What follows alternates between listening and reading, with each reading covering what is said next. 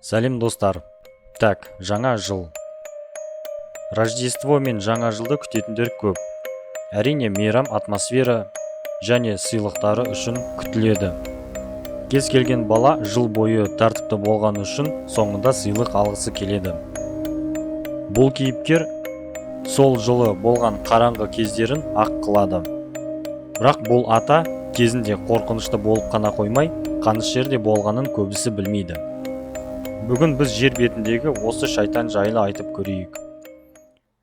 Жаңа жыл мейрамын біздің дәуірімізге дейін 46 жылы ежелгі Римде Юлий Цезарь кезінде пайда болды. Сол кездегі қаңтар айы жылдың бірінші айы тылсым Яносқа арналған болатын. Тылсым күшке ие сиқыршы. Оны екі беті бар деп сипаттайды. Жас және кәрі. Янос өткен және болашақ уақыт. Кәрі және жас белгісі, өлім мен өмір белгісі. Сол түні Яностың келісімімен айтылған сөздер сиқырға айналады. Аяз атаның алғашқы сипаты осыдан алынғаны деуге болады. Шыны керек, оның жақсысы ғана емес, қараңғы жағы да алынды. Янос адамға ем беріп қана қоймай, өлтіруі де мүмкін еді.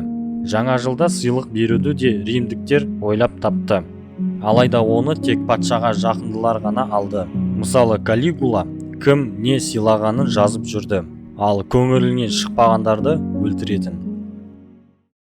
Жылдағы ең ұзақ түн 21-22 желтоқсан аралығы ежелгі германдықтар оны аман қалу түні дейді. Сол түннен кейін күн көктемге қарай ауған, ал күн ұзара бастады. Адамдар үйлерін мәңгі жасыл шыршамен безендіріп, ыстық әл ішіп, пеште арнайы ағашты өртеп, көршілеріне қонаққа барды. Осы ырымдар христианизациядан кейін Рождество және жаңа жыл белгілері болды. Германдықтарда Йоль, Ботанга немесе Одинге арналған. Ақыл әміршісі, өмір патшасы. Негізі ол жақсы және тапқыр болмады. Братья Грим ертегісіндегі аңызға сенсек, сол түні Один аспанда адасқан жандарды тасымалдайды. Мүмкін жаңа жылды отбасымен қарсы алу осы жерден тарады. Міне ақ сақалды, бас киімі бар шалдың алғашқы суреті. Одиннің найзасы Аяз атаның сиқырлы таяғы деп осыдан алынған шығар. Бірақ ол ештеңе сыйламайтын, керісінше талап ететін. Әрине, оған арнап құрбандыққа жылқы мен шошқалар шалынған. Алайда ежелгіде адамдар да құрбан болды. Славяндық аяз, мороз, ол да адамдарды қалады. Морозка ертегісі негізінде осы тақырыпқа арналған. Ең қатыгез аштық аязда адамдар жас қыздарды орманға құрбан ретінде жіберген. Ал қыздар аязда қатып өлген. Бұл нәрсе қыздарды жібергендерге де, қыздардың өздеріне де жаман қылық болып есептелген жоқ. Өйткені бұл шалдың сиқырлы аязынан бәрі қорыққан. Егер Морозка құрбанды қабыл етсе, демек осы қыз жақсы болады. 3 ғасырда Римнің Ликия провинциясында, Кіші Азияда Николай деген жігіт болды. Өте діндар болған. Оның ата-анасы өлгенде бар байлығын кедейлерге береді. Ал өзі епископ ағаның қолында оқиды. Кейін оны қасиеттілер қатарына қосады. Артынан Николайдың өзі де епископ қатарына енеді. Халық арасындағы жақсылығы үшін сүйікті болды. Кедейлерге жасырын түрде көмектесетін, алайда бәрі оның кім екенін білген. Соның құрметіне желтоқсан немесе жаңа күнтізбе бойынша 18 желтоқсанда Николай сияқты киініп, сыйлық беру пайда болды. Балаларға сыйлықтарды Николай береді деген. Ұзын сақалды, епископ киімімен мейірімді шал. Сол кезден бері бұл шал әр үйдің үстіне шығып, түтін шығатын жерден үйге кіріп, ілініп тұрған шұлыққа сыйлық салады деген сенім пайда болады. Сыйлық беру ырымы реформация кезінде ауысады. Сол кезде қасиеттілерге сыйыну дегенді идолға табыну деп теңестіреді. Адамдардың көзқарасын барлық жерде өзгертілмейді. Әлі де Польша, Украина, Австрия, Чехия, Венгер, Хорват және Голландияның балаларының жартысы сыйлықты жаңа жылда емес, Николайды еске алу күнінде алады. 18 ғасырда Николай жайлы Голландия көшпелілерінен Америкаға да жетеді. Олар оны Синтерклас деп аталады. Осы жерден бізге белгілі Санта Клаус деген есім шықты. Бұл мейірімді шалдан бөлек жаман тіршілік иесі Крампус болды. Крампус неміс фольклорының 18 ғасырында пайда болды. Ол крампен, тырнақ деген ескі неміс сөзінен шықты. Бұл кейіпкер Сантаға толық қарама-қарсы. Йоль кезінде ол бұзық балаларды ұрлаған екен. Крампустың түрі жағымсыз болды.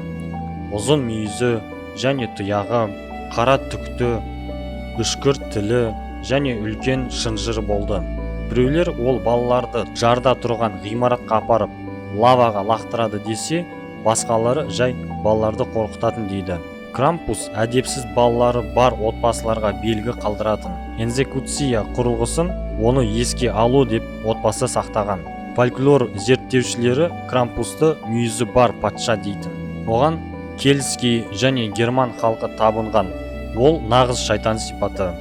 Бір аңызда Санта және Крампус ағайынды болған. Басқа жерде олар дос болған дейді. Және тағы бір жерде Крампусты Санта асырап алған дейді. Кейін бұл кейіпкер екінші планға өтіп, мүлдем ұмытылып кетеді. Тек Австрия, Чехия және Венгрияда 5-6 желтоқсанда ер адамдар қорқынышты киім киіп, көшеде максималды шулайды. Көп адамдарды қорқыту үшін. Жақында Крампус күні Италия және ақш-та пайда болады. Ағылшын фольклорінде Рождество атасы деген кейіпкер болды. Мейрам кезінде шексіз тойлауды сипаттайды. Ол Крампус секілді қорқынышты болған жоқ, алайда қазіргі Сантадан әлде қайда ерекшеленетін. Рождество әкесі сыра ішкенді жақсы көреді, немесе арақ ішкенді, тойып тамақтанып, билегенді ұнататын. Викториан дәуірінде ағылшын тәуелсіз шіркеулері әлсірегенде көбісі ақш-қа көшеді. Рождество атасының міндеті балаларға сыйлық беру тапсырылады. Ал ақш-та балаларға махаббат сыйлау Синтерклаусқа жүктеледі. Демек Санта Клаусқа. Жаңа жылдың ең басты символы ретінде Санта Клаус болғанына маркетологтарға рахмет айтуға болады. 30 жылдары қызыл беті, көңілді шал Кока-Кола жарнамасында шыға бастады. Сол кездері әртістер Санта болып түрлі ойын саулық орталығында және Рождество кештерінде киініп жүреді. Балалармен сөйлесіп, армандарын тыңдап, сыйлықтарын берген. Негізі Кока-Кола Сантасы сипаты өзгергені сонша, оны Кока-Кола ойлап тапты деген ой бар. Ал осы сипат негізі 30 жыл бұрын пайда болған.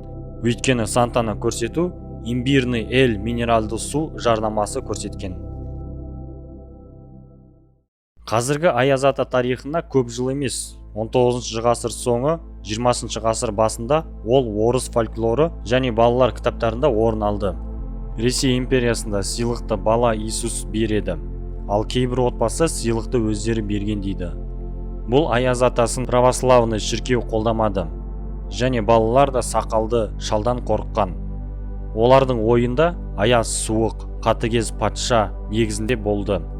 1910 жылы бұл шал балабақша мейрамында пайда болғанда, Некрасов өлеңін әндетіп келгенде, балалар қорыққаннан жылай бастайды.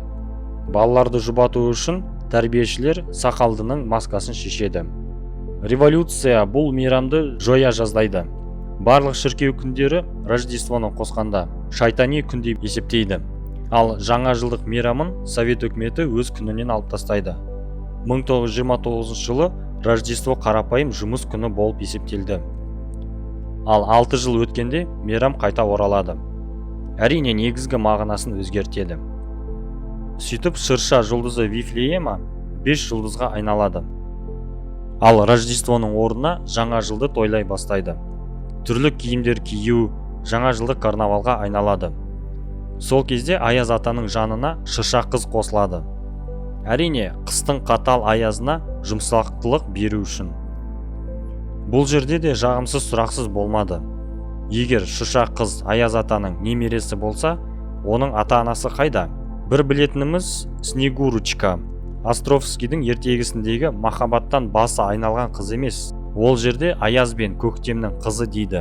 Ал қыздың біреуі Аязға құрбандық етіп берілген қыз дейді. Немере деген себебі тек жасына байланысты деп айтылады. Қалай десек те, шырша қыздың пайда болғаны көбісіне ұнады. Балаларға арналған қойылымда Аяз ата мейірімді шал, жамандардың зиянынан құтқаратын сиқыршы болды. Достар, мен жаңа жылды тойламаймын, бірақ сіздерге осы жылы аман саулық болсын деймін.